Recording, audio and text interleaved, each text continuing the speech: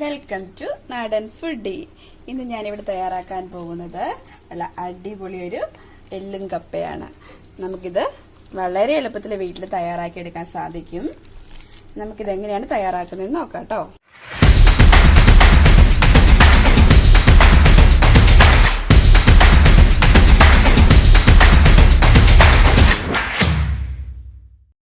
ഇതിനാവശ്യമായിട്ടുള്ള main ingredients ആയിട്ട് കപ്പ, പച്ചക്കപ്പയാണ് എടുത്തിരിക്കുന്നത്.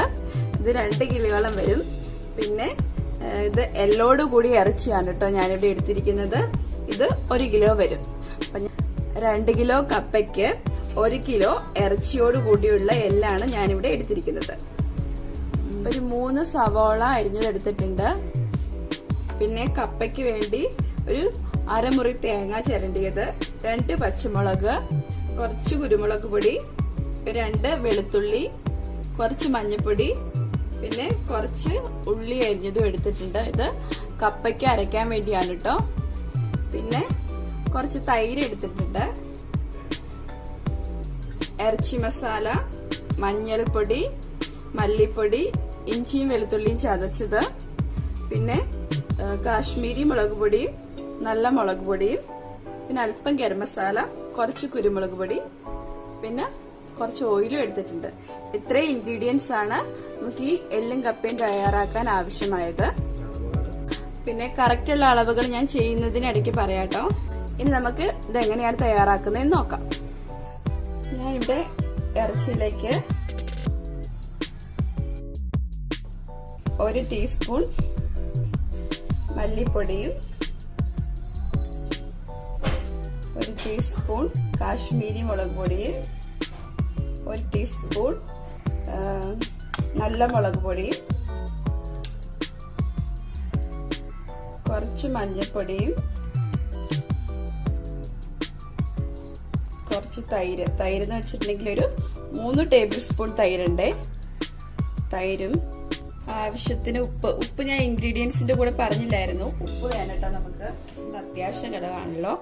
ഉപ്പും കൂടെ ഇട്ട് നന്നായിട്ടത് മിക്സ് ചെയ്യണം.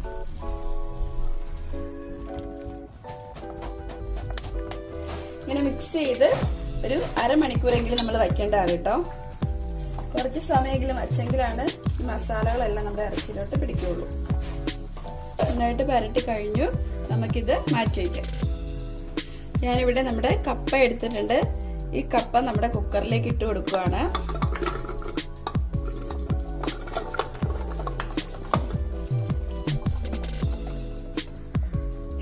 കപ്പ നമുക്ക് ആവശ്യത്തിന് വെള്ളം ഒഴിച്ച്, കപ്പയുടെ ഒപ്പം തന്നെ വെള്ളം ഞാൻ എടുത്തിട്ടുണ്ട് കേട്ടോ. നമുക്ക് അടച്ചു വെച്ച് വേവിക്കും. ഞാൻ നമ്മുടെ കപ്പ വേകാൻ വേണ്ടി വച്ചിട്ടുണ്ട്. ഈ കപ്പ വേകുന്ന സമയത്ത് നമുക്ക് അവിടെ സവോള ഒന്ന് വഴറ്റിയെടുക്കാം. ഞാൻ പറഞ്ഞ് 3 സവോളയാണ് എടുത്തിട്ടുള്ളത്. ഇതിലേക്ക് ഇട്ടിട്ട് ഒന്ന് വഴറ്റിയെടുക്കാം.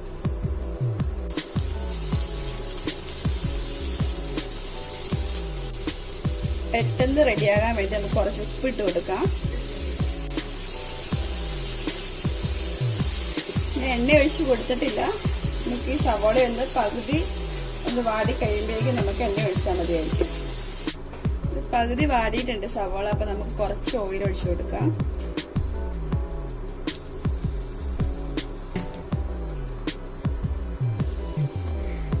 ഇതിലേക്ക് ഇഞ്ചിയും വെളുത്തുള്ളിയും കൂടെ ഇട്ട് കൊടുക്കാം. ഞാനിവിടെ ചെറിയ കഷ്ണം ഇഞ്ചി 8-10 വെളുത്തുള്ളിയാണ് എടുത്തിട്ടുള്ളൂ. ചതച്ചാണ് ഇട്ടത്. എനിക്ക് വേണമെങ്കിൽ അരച്ചും ചേർക്കാം, അല്ലെങ്കിൽ അരിഞ്ഞിട്ടാലും കുഴപ്പമില്ല. ഇത് കുറച്ച് വാടി വന്നിട്ടുണ്ട്. നമുക്കിതിലേക്ക്, ഇത് ഒത്തിരി വാടണ്ട, ചിക്കനൊക്കെ കറി വെക്കുന്ന അത്ര വാടി വരണ്ട. ഇപ്പൊ അത്യാവശ്യം ആയിട്ടുണ്ട്. നമുക്കിതിലേക്ക് പൊടികൾ ചേർത്ത് കൊടുക്കാം. ഗരം മസാല 1 ടീസ്പൂൺ എടുത്തിട്ടുണ്ട്, അതിട്ട് കൊടുക്കാം. പിന്നെ കുരുമുളക് പൊടി 1 ടീസ്പൂൺ, മല്ലിപ്പൊടി ഞാനിവിടെ 3 ടേബിൾ സ്പൂൺ ആണ് എടുത്തിരുന്നത്. അതിൽ 1 ടേബിൾ സ്പൂൺ ഞാൻ നമ്മുടെ എല്ല് വേവിച്ചപ്പം ഇട്ടു. ബാക്കി 2 ടേബിൾ സ്പൂൺ ഇതിന്റെ കൂടെ ഇട്ട് കൊടുക്കുവാണ്. പിന്നെ ഒരു ഇറച്ചി മസാല ഞാനിവിടെ 1.5 ടേബിൾ സ്പൂൺ എടുത്തിട്ടുണ്ട്. അത് ഇതിലേക്ക് ഇട്ട് കൊടുക്കുവാണ്. പിന്നെ മഞ്ഞൾപ്പൊടി ഇത് ഒരു 1/4 ടീസ്പൂൺ ഉണ്ട്, ഇതിലേക്ക് ഇട്ട് കൊടുക്കാം. കുറച്ച് മഞ്ഞൾപ്പൊടി ഞാൻ ഇറച്ചിയുടെ കൂടി ഇട്ടായിരുന്നു. കാശ്മീരി മുളക് പൊടി ഞാനിവിടെ 2 ടേബിൾ സ്പൂൺ എടുത്തിട്ടുണ്ട്, അത് ഇതിലേക്ക് ഇടുവാണ്. 1 ടേബിൾ സ്പൂൺ നമ്മൾ ഇറച്ചിയുടെ കൂടി ഇട്ട് വേവിക്കാൻ വെച്ചായിരുന്നു. നമുക്ക് മസാലയൊക്കെ മൂക്കുന്നത് വരെ നമുക്കൊന്ന് ഇളക്കി കൊടുക്കാം.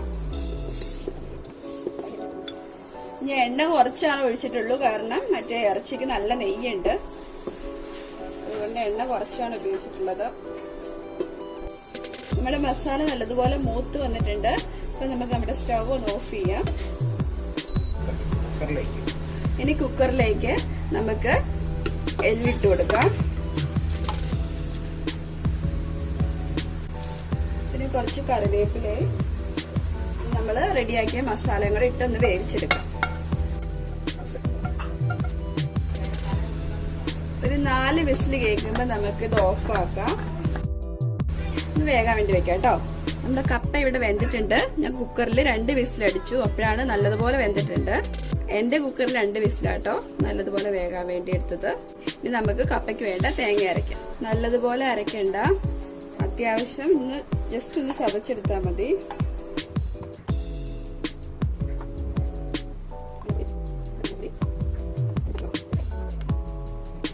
ഇനി നമുക്ക് ഇത് അടച്ച് അരച്ചുകൊണ്ട് വരാം കേട്ടോ.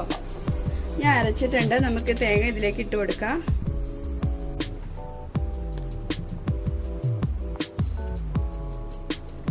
കുറച്ച് വെള്ളവും കൂടെ ഒഴിച്ചാണ് ഞാൻ ഇതിലേക്ക് ഒഴിച്ചിട്ടുണ്ട്.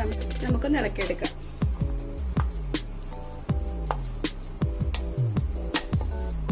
കുറച്ച് വെള്ളത്തോടെ ഒഴിച്ചിട്ട് നമുക്ക് ഈ അരപ്പ് ഒന്ന് ചൂടാകാൻ വേണ്ടി വെക്കാം കേട്ടോ.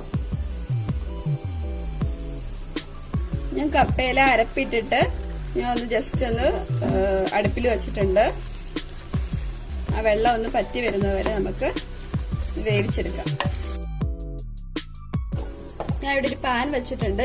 ഈ പാനിലേക്ക് കുറച്ച് തേങ്ങ ഇട്ട് കൊടുക്കുകയാണ്. എന്നിട്ട് നമുക്ക് ഈ തേങ്ങ ഒന്ന് വറുത്തെടുക്കാം.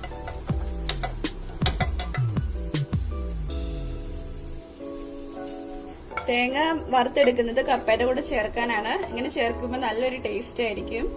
ഇതോടെ തേങ്ങയുടെ കളറൊക്കെ മാറി വന്നിട്ടുണ്ട്. നമുക്ക് സ്റ്റവ് ഓഫ് ചെയ്യാം. 4 വിസിലായിട്ടുണ്ട്. ഞാൻ സ്റ്റവ് ഓഫ് ചെയ്തു. നമുക്കൊന്ന് തുറന്നു നോക്കാം.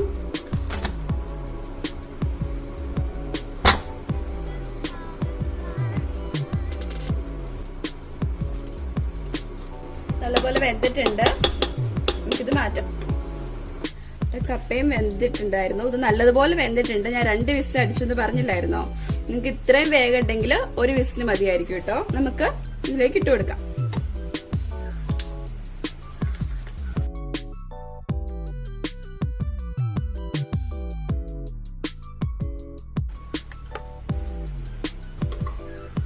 മിക്സ് ചെയ്യാവേ.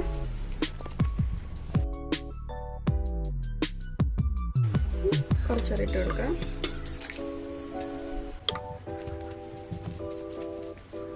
ഇത് 1:2 എന്ന റേഷ്യോയിൽ എടുക്കുകയാണെങ്കിൽ കറക്റ്റ് അളവാട്ടോ. എല്ലിന്റെയും കപ്പയുടെയും. എല്ല് 1 കിലോ ആണെങ്കിൽ കപ്പ നമ്മൾ 2 കിലോ എടുക്കും. നന്നായിട്ട് ഇളക്കി കൊടുത്തിട്ടുണ്ട്. നമുക്ക് വറുത്ത് വെച്ച തേങ്ങ ഇതിലേക്ക് ഇട്ട് കൊടുക്കാം.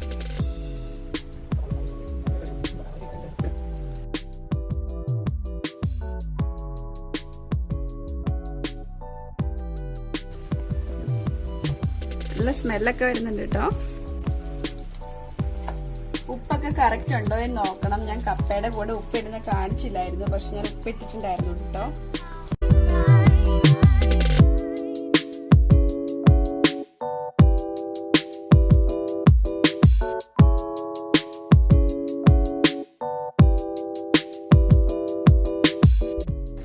നല്ല ടേസ്റ്റി ആയിട്ടുള്ള എല്ലും കപ്പ ഇവിടെ റെഡി ആയിട്ടുണ്ട്. നിങ്ങൾ എല്ലാവരും ഇത് വീട്ടിൽ ട്രൈ ചെയ്ത് നോക്കണം. വളരെ പെട്ടെന്ന് തന്നെ നമുക്ക് തയ്യാറാക്കി എടുക്കാൻ സാധിക്കും. പിന്നെ നിങ്ങൾക്ക് ഈ റെസിപ്പി ഇഷ്ടമായെങ്കിൽ ലൈക്ക് ചെയ്യാനും മറക്കരുത്. നമ്മുടെ ചാനലിലെ മറ്റു റെസിപ്പികളും നിങ്ങൾക്ക് ലഭിക്കുന്നതിനായി ചാനൽ സബ്സ്ക്രൈബ് ചെയ്യാൻ മറക്കരുത്. കൂടാതെ തൊട്ടടുത്തുള്ള ബെൽ ഐക്കൺ കൂടി ക്ലിക്ക് ചെയ്യുകയും വേണം. വീണ്ടും മറ്റൊരു റെസിപ്പിയുമായി നമുക്ക് കാണാം. അതുവരേക്കും bye. Thank you. Take care.